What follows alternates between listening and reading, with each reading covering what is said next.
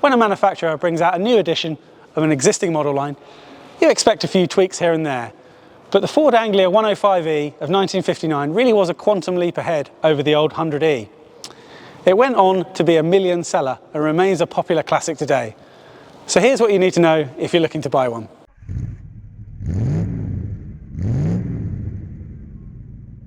But first, our friends at Lancaster Insurance are running monthly giveaways. You can win all sorts, from experience days to tools, restaurant vouchers and tech. So click the link below at the end of the video to enter their latest competition. Now the Anglia 105E remained fairly unchanged throughout its life, but there was an estate version in 1961, and in 1962 along came the 123E, which is the 1200 Super, like the example we've got here. You got a few extra bells and whistles, this lovely twin stripe down the side with the contrasting flash, a plusher interior and synchro on first gear. When inspecting the bodywork, the same basic principles will apply to all models.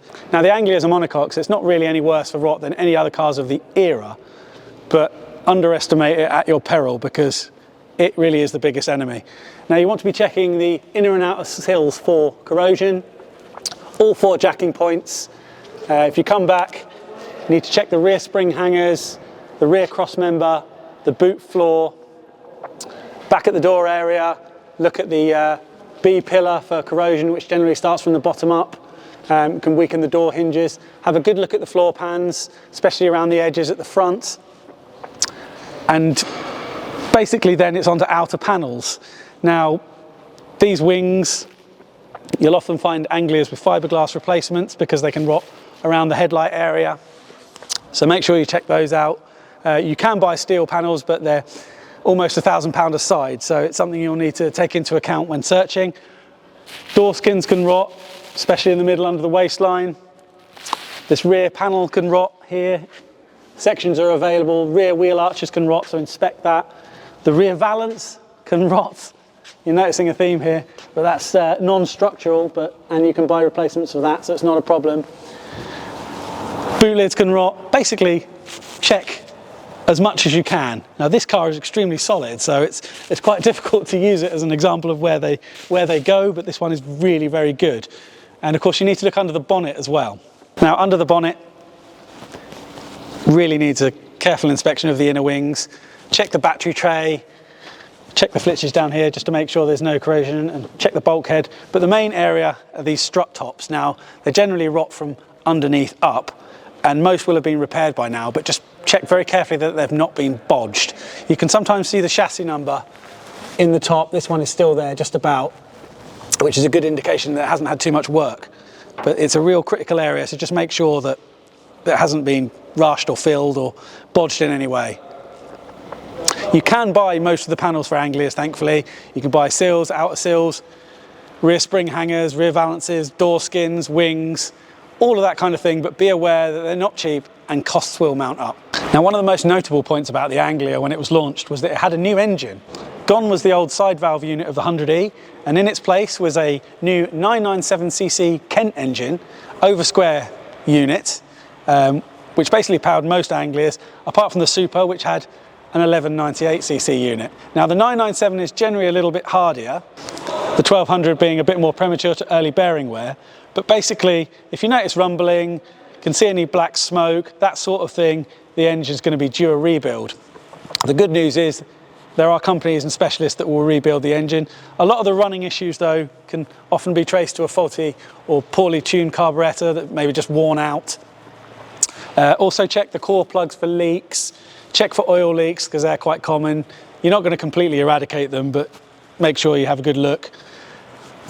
And basically it's all really very simple. So, and of course, if you don't want to keep the original 997 or 1198cc engine, then there's a whole myriad of transplants that have been carried out over the years. The pre-Crossflow 1500 unit from the Cortina being one of the most famous, but we've seen everything put under the bonnet of an Anglia. Z-Techs, Cosworth YBs, you name it, it's been in there. So the scope for tuning is pretty much endless, but remember you might have to update the brakes and the suspension to cope as well. So gearboxes are generally pretty hardy. You'll get synchro on first with the Super, no synchro on first with the regular model, with the regular 997. Just check it doesn't pop out a second gear, because that's a sign of worn selector rods. Check for oil leaks. Oil can leak from the back of the input shaft and from the diff nose bearing, so be sure to check those. Now, suspension is typical Ford of the era. McPherson struts up front, leaf springs with lever-arm dampers at the rear. Now check the dampers for leaks, that sort of thing. If the handling feels a bit sloppy and vague, it's likely that the front struts are worn. And all new parts are available to sort that out. Also check that the rear leaf springs aren't sagging and that they're in good health as well. For brakes, all very simple, drums all round without a servo.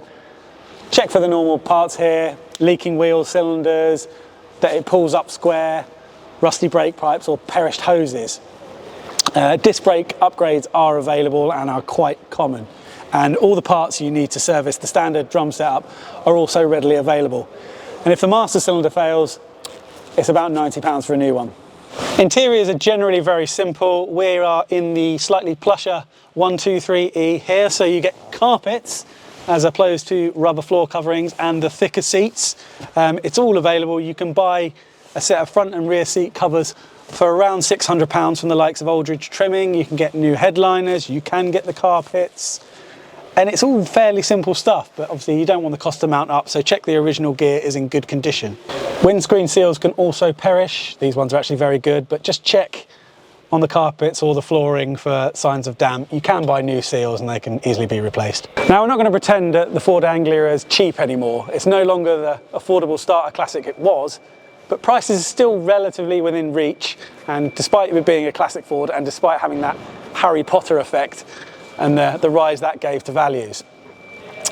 Now, you might buy a project for around £1,500, but it's going to need a lot of work. £6,000 to £7,000, you're going to be looking at something maybe with a few cosmetic issues, but that's mechanically sound. And when you get towards sort of £8,000 to £9,000, you'll be getting tidy cars. The best will do 5 figures. So it's not so much a starter classic anymore, but it's an iconic small Ford that you can work on at home, has great parts availability and really strong community support. And for that reason, it still makes an excellent classic choice. And if you want to see more buying guides like this, like and subscribe to our channel.